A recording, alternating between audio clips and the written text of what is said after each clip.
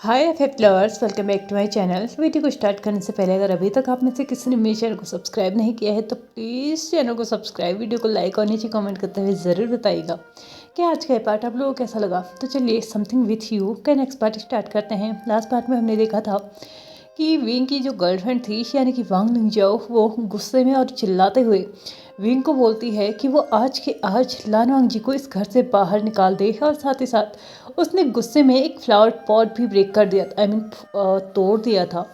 यहाँ पे विंग वांग लिंगजाओ के इस बिहेवियर से बहुत ज़्यादा शॉक था। भले ही उसने वांग लिंगजाओ को आज तक जिद करते हुए देखा है, किसी के साथ बदतमीजी करते हुए भी देखा होगा, लेकिन कभी भी उसने उसकी फैमिली यानी कि विंग की फैमिली या विंग के रिलेटेड जो भी लोग होते थे उनसे कभी भी किसी भी तरीके से मिसबिहेव नहीं किया। तो आज ये सब कुछ क्यों कर रही है। हालांकि विंग अपने मन ही मन में समझ भी रहा था कि हो सकता है इसको कुछ इनसिक्योरिटी हो रही होगी अपने अंदर, लेकिन फिर भी इस तरीके का बिहेव करना ये बिल्कुल भी सही नहीं है। यहाँ पे विंग वांग लिंगजाओ को कुछ बोल पाता, लेकिन इससे पहले ही उन्हें कुछ और की आवाज़ यहाँ पर सुनाई देती है, जो कि अभी अभी दरवाजे से एंटर होके इस घर के अंदर आई थी। और वो एक डीप और कोल्ड वॉइस के साथ यहाँ पे वांग लिंगजाओ को आंसर करती हैं कि जिस इंसान को तुम इस घर से बाहर निकालने की बात कर रही हो, शायद तुम भूल चुकी हो कि वो यहाँ पे रेंट पे रह रहा है और अपने 1 साल का रेंट पहले ही डिपॉजिट कर चुका है। मुझे नहीं लगता कि उसे यहाँ से जाने की ज़रूरत है, और वैसे भी वो अपना रेंट पे कर चुका है, जिसके चलते हमने एक एग्रीमेंट भी बनाया है और उस एग्रीमेंट में क्लियरली लिखा हुआ है कि अगले 1 साल तक वो इस घर को छोड़ के नहीं जाएगा। अगर जाएगा तो अपनी मर्जी से, अगर उसके अलावा यहाँ से उसे कोई निकालने की कोशिश करता है तो वो हम लोगों के अगेंस्ट केस कर सकता है, स्पेशली विंग के अगेंस्ट। यहाँ पे जैसे ही ये एक बात यहाँ पे सुनाई देती है तो वांग लिंगजाओ उसी तरफ टर्न होती है जहाँ से वो आवाज़ आ रही थी, और वो मुड़ते हुए देखती हैं कि ये कोई और नहीं मैडम यू थी। मैडम यू के साथ साथ बाकी सभी लोग भी थे, यानी कि जैन चैंग, जैन फेंगमियान और लान वांग जी, ये सभी लोग वहाँ पे थे। लान वांग जी कुछ बोलना चाहता था, लेकिन मैडम यू ने उसके हाथ को पकड़ दिया था ताकि वो इस वक्त कुछ ना बोले, जिसके चलते विंग को किसी भी तरीके का ये डाउट ना हो कि आखिरकार लान वांग जी उनके फैमिली मैटर में क्यों घुस रहा है। लेकिन हाँ, उसके विवाह पे मैडम यू बोलेगी और इस बात को संभाल भी लेगी, इसकी श्योरिटी उन्होंने यहाँ पे लान वांग जी को दी थी। लान वांग जी मैडम यू पे पूरा भरोसा करता था, इसलिए वो चुप रह गया। यहाँ पे वांग लिंगजाओ जैसे ही मैडम यू को देखती हैं तो वो मैडम यू से बोलती है, कौन से पेपर्स, क्या आपने कभी वो पेपर्स हमें दिखाए हैं? मुझे तो ये समझ में नहीं आता है कि जब ये घर विंग का है तो इस घर के रिलेटेड हर एक इम्पॉर्टेंट डॉक्यूमेंट आपके पास क्या कर रहे हैं। तो तभी विंग वांग लिंगजाओ को अपने तरफ टर्न करते हुए बोलता है कि तुम ये किस वे में मेरी आंट से बात कर रही हो, क्या तुम्हें नहीं लगता है कि तुम मिसबिहेव कर रही हो। विंग इससे आगे कुछ बोल पाता, इससे पहले ही वांग लिंगजाओ अपने हाथ को विंग के हाथ से छुड़ाते हुए बोलती है, और क्या तुम्हें लगता है कि मैडम ये जो कुछ भी बोल रही हैं वो सच है? क्या तुम्हें नहीं लगता है कि तुम्हारी आंट तुमसे झूठ बोल रही हैं? क्या तुम्हें नहीं लगता कि ऐसे कोई डॉक्यूमेंट है ही नहीं? अगर होते तो वो तुम्हें या मुझे ज़रूर दिखाए होते। आखिरकार इन्होंने उन डॉक्यूमेंट्स को क्यों रखा हुआ है। यहाँ पे विंग अच्छे से देख पा रहा था कि वांग लिंगजाओ उसकी आंट यू का यहाँ पे डिसरिस्पेक्ट कर रही हैं, उन्हें यहाँ पे बेइज्जत कर रही हैं, उन पे झूठा होने का आरोप लगा रही हैं। यहाँ पे विंग वांग लिंगजाओ को बोलता है, क्या तुम्हें नहीं लगता है कि तुम बहुत ज़्यादा ओवर रिएक्ट कर रही हो? ये बात एकदम नॉर्मल है, वो यहाँ पे रेंट पे रह रहा है तो तुम्हें क्या फ़र्क पड़ जाता है। यहाँ पे वैसे भी हम लोगों का एक अलग रिलेशनशिप है और मेरा और उसका एक अलग रिलेशनशिप है, हम दोनों के ही रिलेशनशिप कभी भी मिक्स नहीं होने वाले। तो तुम्हें क्यों लगता है कि वो हम दोनों के बीच में आने की कोशिश कर रहा है? और सबसे बड़ी बात, तुम मेरी फैमिली मेम्बर पे इल्ज़ाम लगा रही हो कि वो झूठ बोल रही हैं, तो क्या तुम्हें उन पे भरोसा नहीं है? तो तभी वांग लिंगजाओ फिर से चिल्लाते हुए बोलती है कि हाँ, मुझे नहीं है इन पे भरोसा। अगर मुझे भरोसा दिलाना है तो मुझे आज के आज वो पेपर्स देखने हैं, वरना मैं ये तुमने साफ साफ बोल रही हूँ कि तुम्हारी आंटियाँ तुमसे झूठ बोल रही हैं, इनके पास कोई भी पेपर्स नहीं हैं। यहाँ पे वांग लिंगजाओ आगे बोल पाते इससे पहले ही विंग उसके नाम को चिल्लाते हुए उसे अपनी ओर देखने पे मजबूर कर देता है। लेकिन यहाँ पे शॉकिंग चीज़ ये थी कि यहाँ पे विंग का हाथ भी उठा हुआ था, लेकिन हाँ, वो रास्ते में ही रुका हुआ था, क्योंकि वो उन संस्कारों को नहीं भूल पा रहा था, उन मोरल्स को नहीं भूल पा रहा था जो कि उसकी फैमिली ने, आई मीन उसके पेरेंट्स ने और जंग्स ने उसे दिए थे कि चाहे कुछ भी हो जाए लड़कियों पे हाथ मत उठाना, भले ही वो कितने भी गलत हो, उन्हें उनकी गलती समझाने की कोशिश करना, उन्हें अलग तरीके से समझाने की कोशिश करना, लेकिन हाँ उन्हें अब्यूज़ मत करना। और विंग इस वक्त यही महसूस कर रहा था कि अगर उसने वांग लिंगजाओ को थप्पड़ मार दिया तो वो एक अब्यूज़ के बराबर ही होगा, इसलिए उसने अपने हाथ को यहीं पे रोका हुआ था। लेकिन सामने खड़ी वांग लिंगजाओ इस चीज़ को और भी ज़्यादा बड़ा बनाने की कोशिश कर रही थी। तो तभी वो विंग को बोलती है, क्यों रोका हुआ है तुमने हाथ, चलाओ ना हाथ, मारो मुझे। अगर मैं कुछ गलत बोल रही हूँ तो तुम्हें पूरा अधिकार है मुझे मारने का, मुझ पे हाथ उठाने का, मुझ पे चिल्लाने का। लेकिन सच यही है कि तुम्हारी आंटियों झूठ बोल रही हैं। जब ये घर तुम्हारा है तो तुम्हारे घर के डॉक्यूमेंट्स, इंपॉर्टेंट पेपर्स उनके पास क्या कर रहे हैं? क्यों तुम्हें नहीं पता है कि तुम्हारे घर में कौन है कौन नहीं है? तो यहाँ पे विंग अपने हाथ को कंट्रोल करते हुए नीचे करता है और अपने डीप वॉइस में यहाँ पे वांग लिंगजाओ को बोलता है कि शायद तुम भूल चुकी हो कि ये घर मुझे आंट यू ने ही मेरे बर्थडे पे गिफ्ट दिया है, और लीगली देखा जाए तो वो अभी भी इस घर की ओनर है। तो वो जो चाहे जैसे चाहे वो वैसे कर सकती हैं। किसको इस घर में रखना है, किसको नहीं रखना है, वो पूरी तरीके से डिसाइड कर सकती हैं। अगर तुम भूल चुकी हो तो मैं तुम्हें याद दिला देता हूँ कि तुम जिससे बात कर रही हो वो मेरे लिए मेरे माँ समान है, और मैं नहीं जानता कि मैं आगे क्या कर जाऊंगा अगर तुमने एक और शब्द उनके खिलाफ बोला तो। इससे अच्छा होगा कि अपने रूम में जाओ और अपने आप को काम डाउन करो और उसके बाद सोचो कि तुमने क्या बोला है। इसके बाद अगर तुम्हें लगे कि तुम गलत नहीं हो तो मुझे सही तरीके से अपनी बात को समझाने की कोशिश करना। किसी के ऊपर इल्ज़ाम लगाने की ज़रूरत नहीं है, स्पेशली मेरे फैमिली मेम्बर्स पे तो बिल्कुल भी नहीं, क्योंकि तुम भी अच्छे से जानती हो अगर मेरे सामने ऑप्शन आता है कि मैं अपनी फैमिली या तुम में से किसी एक को चूज़ करूं तो याद रखना मैं हमेशा अपनी फैमिली को चूज़ करूंगा। ऐसा कहते हुए विंग ऑलमोस्ट वहाँ से जा चुका था। दूसरी तरफ मैडम यू थी जो कि इस वक्त वांग लिंगजाओ को देख रही थी, और जो वांग लिंगजाओ थी वो कम्प्लीटली रियलिटी में आ चुकी थी। हाँ, अभी तक वो यहाँ पे भड़की हुई तो थी, लेकिन हाँ वो यहाँ पे ये भी भूल चुकी थी कि विंग अपनी मेमोरी लॉस कर चुका है और उसे ये तक नहीं याद कि अभी की आज की डेट में ये घर पूरी तरीके से उसके नाम पे है। इवन ये घर ही नहीं, उसके नाम पर और भी बहुत कुछ है। और यहाँ पे वो अपनी एक गलती रियलाइज़ कर चुकी थी कि हो सकता था उसी की एक गलती की वजह से आज भी या फिर सब कुछ याद कर पाता, या फिर हो सकता था उसकी सिचुएशन और भी ज़्यादा बुरी हो जाती। इसलिए अगर वो बार बार ये कहते जाती ना कि ये घर उसका है तो हो सकता था कुछ ना कुछ इफेक्ट पड़ जाता उसका,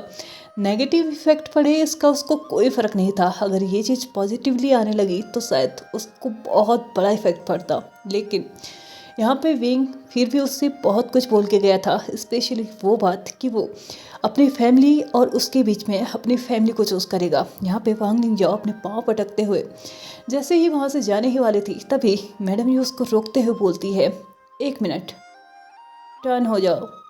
जैसे ही वांग लिंगजाओ टर्न होती है तो वो अपने सामने एकदम लान वांग जी को देखती है, और वो लान वांग जी को देखते हुए उसके बाद मैडम यू को देखती है। लान वांग जी जो कि इनोसेंटली वहाँ पे खड़ा था, भले ही वो यहाँ पे इस वक्त वांग लिंगजाओ को कुछ आंसर करना चाहता था, लेकिन हाँ उसने देख लिया था कि मैडम यू ने अच्छे से सिचुएशन को संभाल लिया है तो अब उसे कुछ भी बोलने की ज़रूरत नहीं है। मैडम यू की तरफ देखते हुए वांग लिंगजाओ क्वेश्चनिंग लुक के साथ उन्हें देख रही थी, और इस क्वेश्चन को उसके फेस पे रीड करते हुए मैडम यू आंसर करती है, क्या तुम जानना नहीं चाहोगी कि मैंने इसकी तरफ तुम्हें टर्न क्यों किया?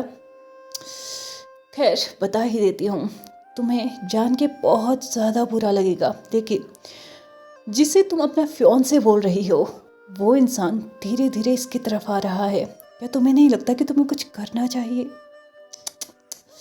कोई बात नहीं, तुम नहीं कर पा रही हो तो कोई बात नहीं है, लेकिन मैं तुम्हें बता दूं कि मैं करने वाली हूँ और बहुत जल्दी ही करने वाली हूँ। मेरी बेटे की लाइफ में अगर कोई आएगा तो वो लान वांग जी ही होगा, और वो ही मेरा सन इन लॉ होगा। तुम बहुत जल्दी ही इस घर से बाहर जाने वाली हो तो तैयारियां शुरू कर दो। तुमने जितना भी सामान इस घर में अपना फैलाया है ना उन्हें इकट्ठा करना शुरू कर दो।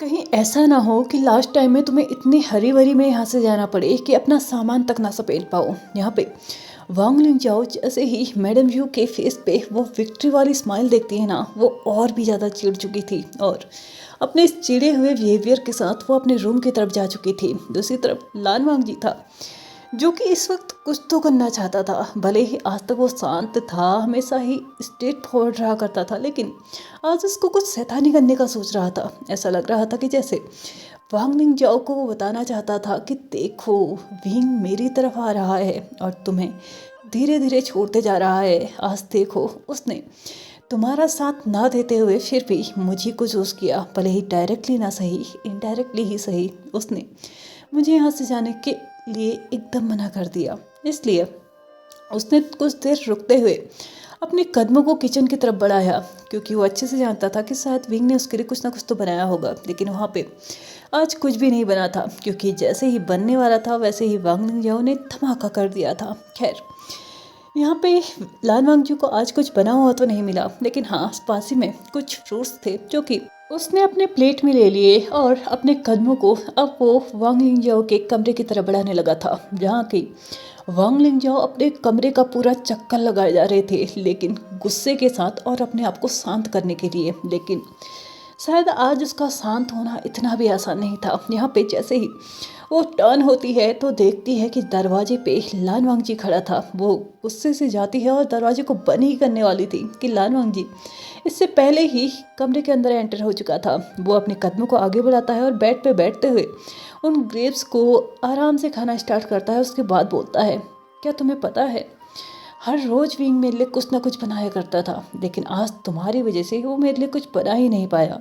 वैसे तुमने आज का ये जो ड्रामा किया था वो क्यों किया था? क्या तुम्हें उम्मीद थी कि विंग मेरे हाथ को पकड़ेगा, मुझे घसीटते हुए ले जाएगा और इस घर से बाहर फेंक देगा?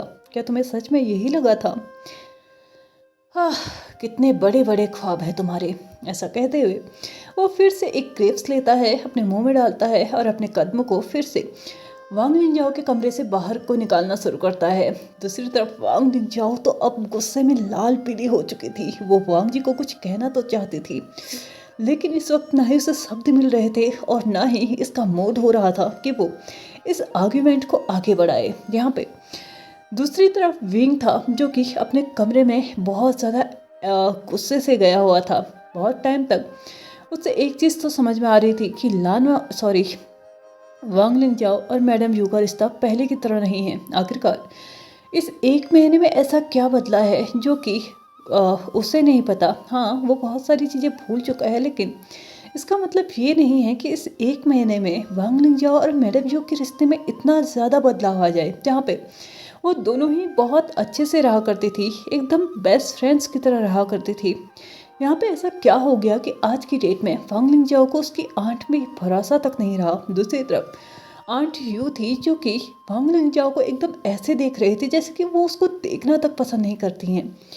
यहाँ पे विंग उन दोनों के ही बिहेवियर पे चेंज महसूस कर पा रहा था कि वो दोनों ही एक दूसरे के लिए अब वैसे तो नहीं रहते हैं जैसे कि वो पहले रहा करते थे। लेकिन धीरे धीरे अब उसका ध्यान पूरी तरीके से वांग लिंजाओ पे जाने लगा था और वांग लिंजाओ के कहे हुए उस बात पे जाने लगा था जो कि उसने बोला था कि लान वांग जी को आज के आज इस घर से बाहर निकालो। यानी कि वो महसूस कर पा रहा था कि हो सकता है वांग लिंजाओ लान वांग जी की वजह से इनसिक्योर महसूस कर रही है, और आखिर करे भी क्यों ना, क्योंकि इन दिनों में उसने उसके साथ कम और लान वांग जी के साथ ज़्यादा टाइम स्पेंड किया है। अपनी बातों को पूरी तरीके से सोचते हुए, सारे सिचुएशन को समझते हुए विंग एक कंक्लूजन पे निकल चुका था और वो डिसाइड करता है कि वो उसकी इन जो वांग लिंजाओ की ये अनसिक्योरिटी है उसको अब दूर करके रहेगा और उसे भरोसा दिला के रहेगा कि वो कम्प्लीटली उसका है, कोई और कभी भी उससे नहीं छीन सकता। यहाँ पे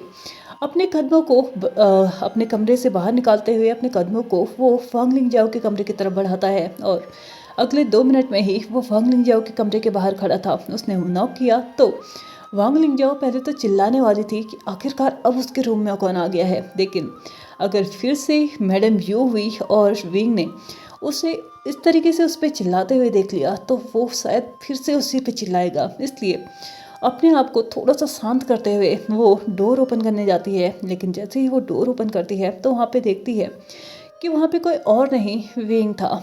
जैसे ही वांग लिंजाओ डोर ओपन करती है और वांग लिंजाओ विंग को देखती है तो विंग अपने कदमों को कमरे के अंदर लेता है और वांग लिंजाओ से बात करने के लिए वहाँ पे अपने आप को प्रिपेयर कर रहा था। धीरे धीरे वो दोनों ही एक अजीब से साइलेंस में जा चुके थे। उन दोनों में से ही एक भी कुछ भी बोलने को तैयार नहीं था, लेकिन यहाँ पे बात करने के लिए विंग आया था तो उसी ने पहल की। यहाँ पे विंग बातों को घुमा फिरा के ना बोलते हुए डायरेक्टली वांग लिंजाओ से बोलता है कि मुझे पता है तुम अनसिक्योर हो रही हो लान वांग जी की वजह से, और मुझे पता है तुम्हारी इस अनसिक्योरिटी को कैसे दूर करना है।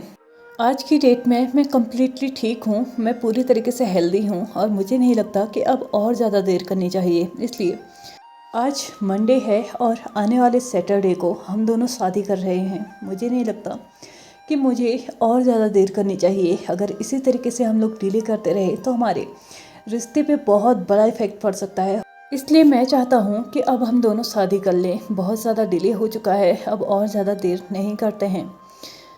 लेकिन हम दोनों कोर्ट मैरिज करेंगे क्योंकि इतनी जल्दी कोई भी प्रिपरेशंस नहीं हो सकती हैं और मैं किसी के ऊपर भी इतनी जल्दी करने का कोई भी बर्डन नहीं जानना चाहता। इसलिए हम दोनों ही कोर्ट मैरिज करने वाले हैं। यहाँ पे जैसे ही वांग लिंजाओ विंग की बोली हुई इन बातों को सुनती है तो वो बहुत ज़्यादा खुश हो चुकी थी। उसको तो ऐसा लग रहा था कि जैसे न जाने उसने कितनी बड़ी जंग जीत ली हो, और वो एक्साइटमेंट में विंग को बहुत टाइटली हक कर लेती है। उसके बाद बोलती है मुझे कोई फ़र्क नहीं पड़ता कि मुझे तुम्हारे साथ एक ग्रैंड मैरिज मिलती है या फिर सिर्फ कोर्ट मैरिज मिलती है, मुझे तो बस इस बात से फ़र्क पड़ता है कि हम दोनों के पास शादी होनी चाहिए। यहाँ पे वांग लिंजाओ बहुत ज़्यादा एक्साइटेड थी, लेकिन दूसरी तरफ विंग था जिसे एक्साइटमेंट का और भी मतलब अपने अंदर फील नहीं हो पा रहा था। उससे ऐसा लग रहा था कि जैसे कोर्ट मैरिज का तो उसने सिर्फ एक्सक्यूज़ दिया है, एक्चुअल में खुद भी वो इस शादी को इतने ग्रैंड तरीके से नहीं करना चाहता जिस तरीके से वो पहले करना चाहता था, जिस तरीके से वो अपनी शादी को एक धूम धड़ाके से करना चाहता था।